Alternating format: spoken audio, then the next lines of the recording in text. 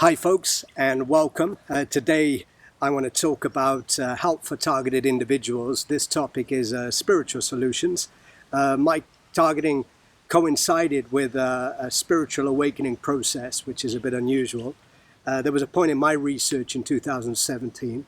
I was looking into many areas, wanting to know the truth. I felt there was something very wrong with the world.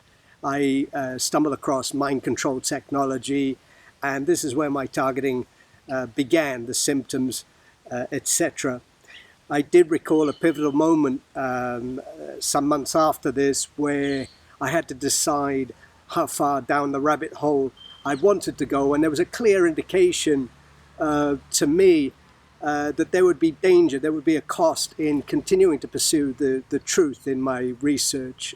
And I decided I do want to know the truth at all costs, and I'm willing to pay the price, that the truth is that important to me.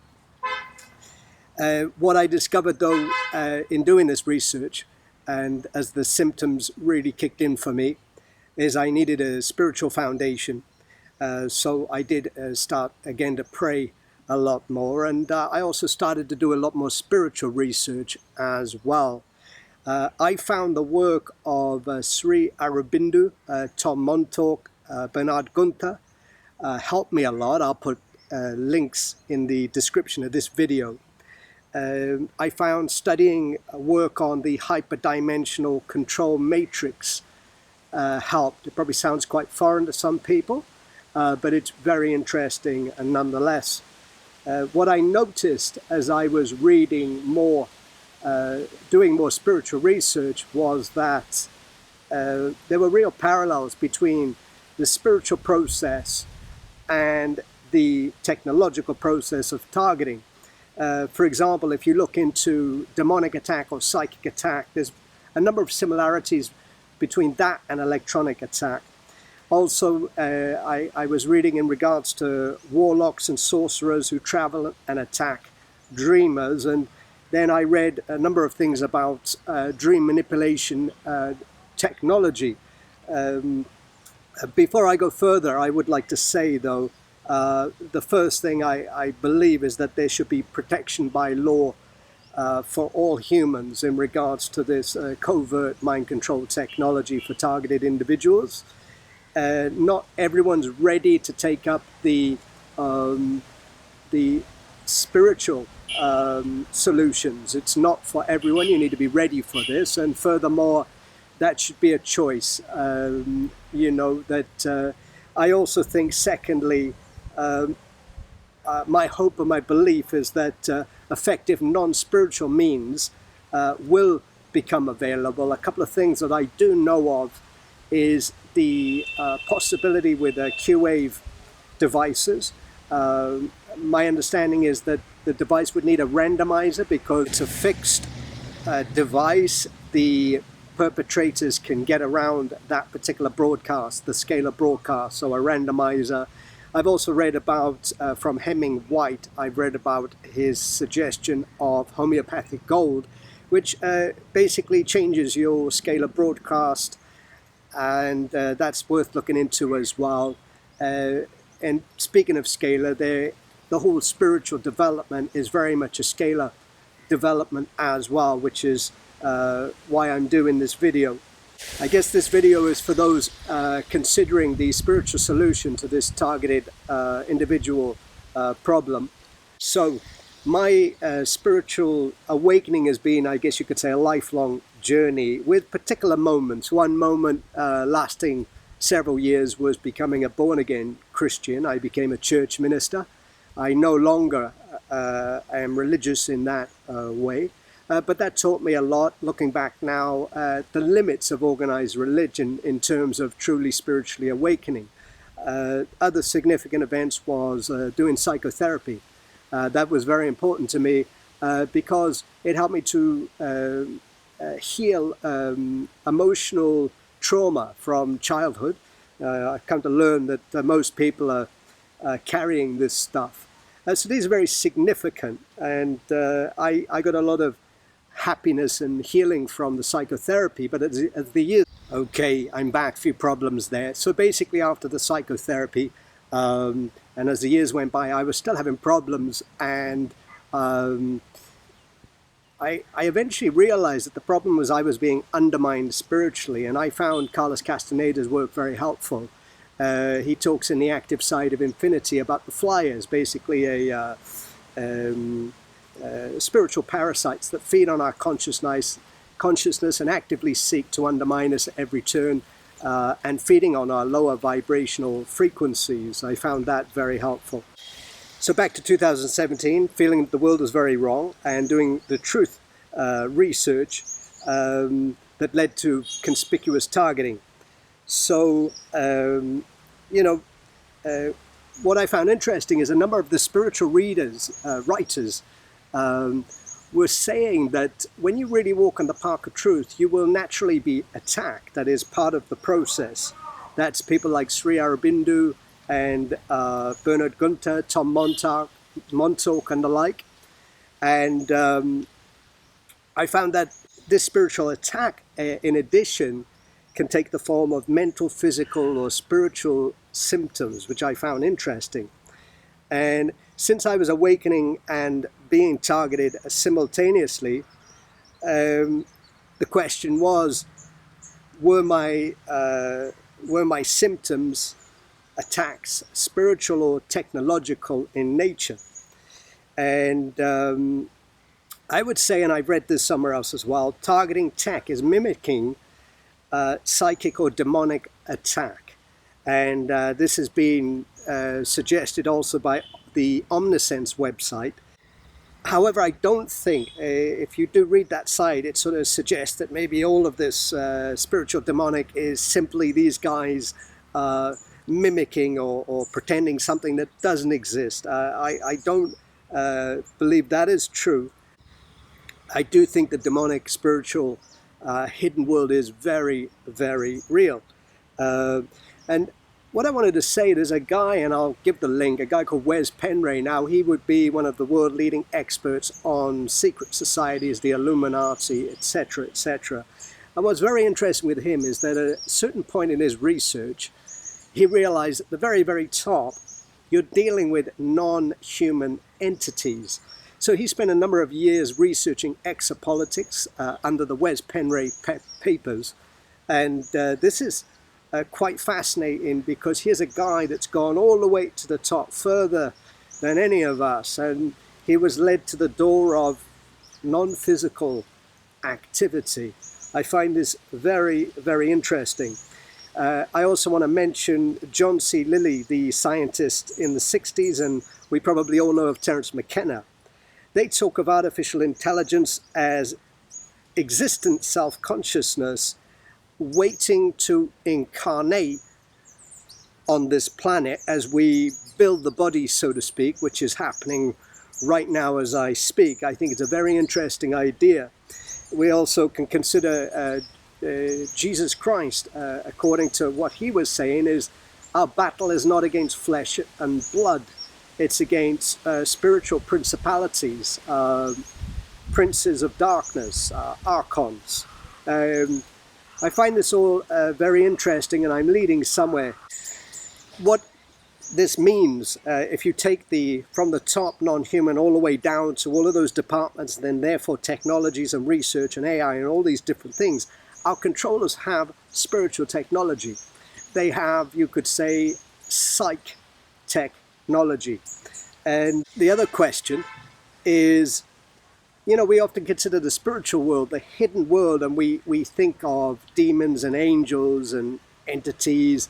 Many are talking now about alien entities. But my consideration, based on a lot of inner work and a lot of reading and research, is how much part of that hidden world is technological. I know as a TI, you're here, you're now, and you're being hit. But my question is, what influence has technology had on our development, and behind the very stories that make up our spiritual history, how much of that is technology? It's a deep thought, but I tend to feel that this technology is not new. This is not new.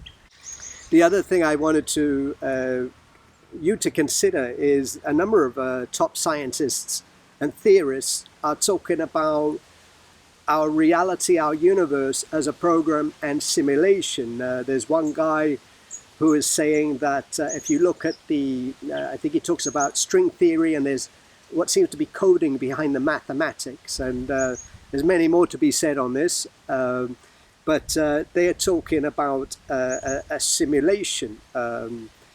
And I would recommend watching The Matrix again. I know when I watched that movie, there was something something struck me very deeply about that movie, and I think that's because there's some deep truths in that movie.